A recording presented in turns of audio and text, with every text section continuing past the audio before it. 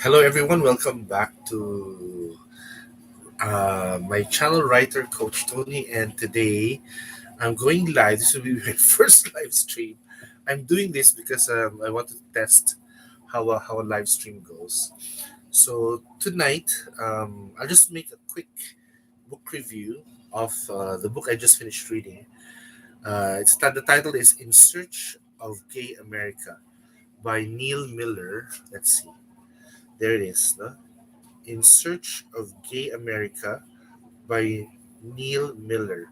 So I've always wanted to do a book about not gay America, but um, gay life in the Philippines. So because the situation in the Philippines is a bit unique because number one, we're a Catholic country. Number two, um, we have a conservative culture because we're Asian. So the family ties are more closer. And then I guess number three, um, in the Philippine culture, I think there's been a pre-Hispanic, no, before the Spanish came.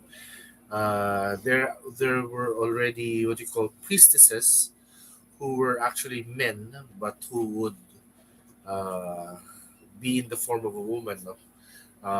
The babaylans. I may be wrong. No? I may be wrong, but anyway, that's why I want to write a book about it because I want to research about it and find out if what the gay culture was before we were influenced by the Spanish who brought in the Catholic religion. But anyway, I'm digressing because this is a book review in search of um, gay in Search of Gay America by Neil Miller. This is written in 19.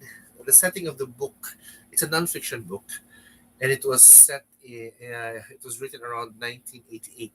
So in 1988, I was still in university, so I was still introduced to the gay culture.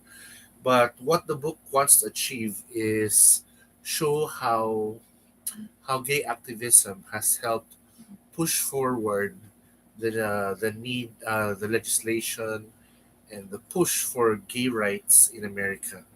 Um, that that only came yeah see, that that push for gay rights has not yet reached the Philippines because right now we have I'm not even familiar with a SOGI bill. It's a SOGI bill. It's an equality bill. Um, and I'm a gay man, local gay man, does not even know the details of it. No, um, because in a way, I have moved through life without having to, be discriminated, etc., etc. Things which I think happen more in other countries. No, I don't want to say that it doesn't happen here.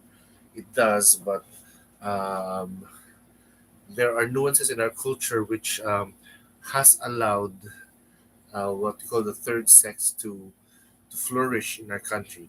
Although our rights are nowhere near the rights that our counterparts in countries which allow gay marriages to to exist, to flourish. No? Here we do not have that, and many of my friends who have relationships, have strong relationships, um, are not blessed by any protection, so they are totally on their own, which is a bit scary. Um, so I like the book. I want to come up with my own version of this book. I don't know how. Maybe after the COVID, because what Neil does in this book is he goes around America.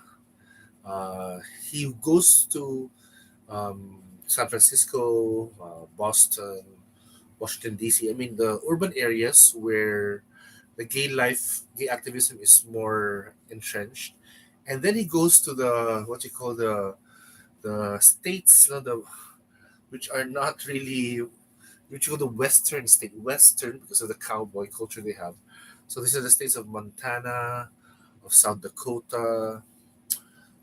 Yeah, those are the ones I remember. No, Wyoming. So these are the states which may or may not have a dismal record in gay rights.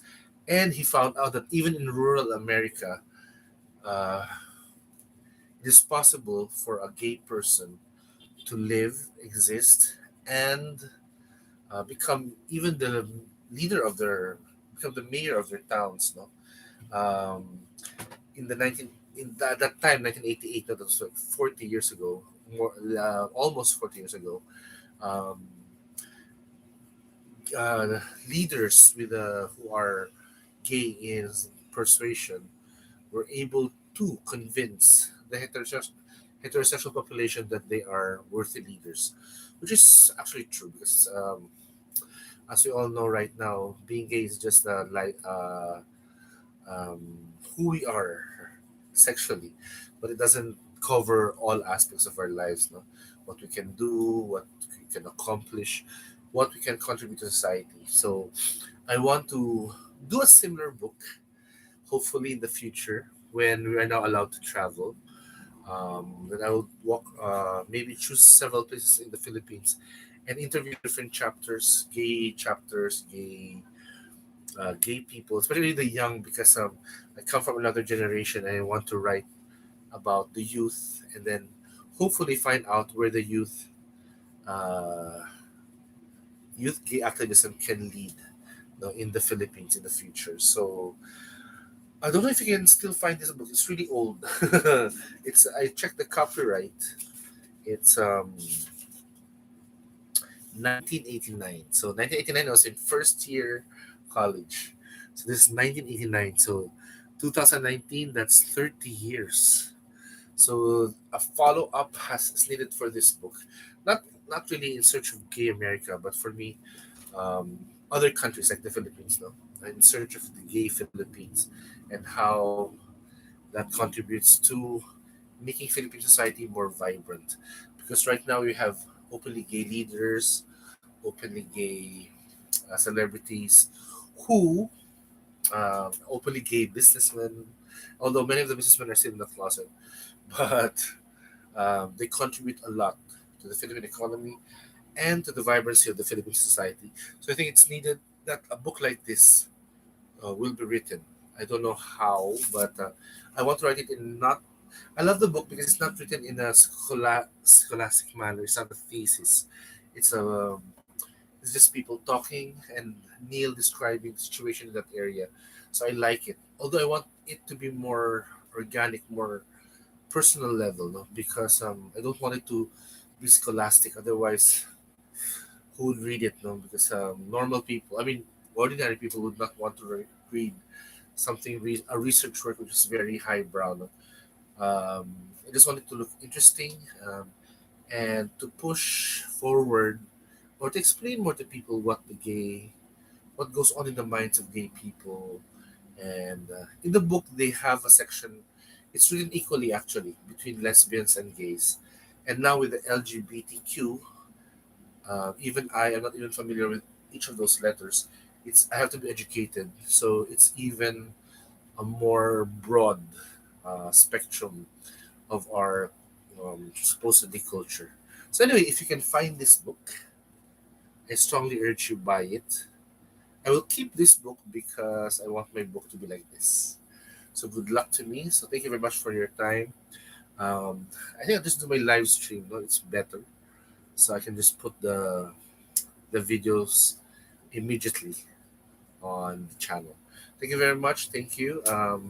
Please subscribe to my channel. Uh, Go to my social media: Facebook, Instagram, and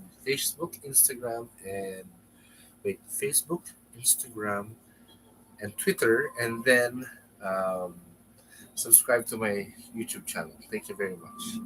Bye.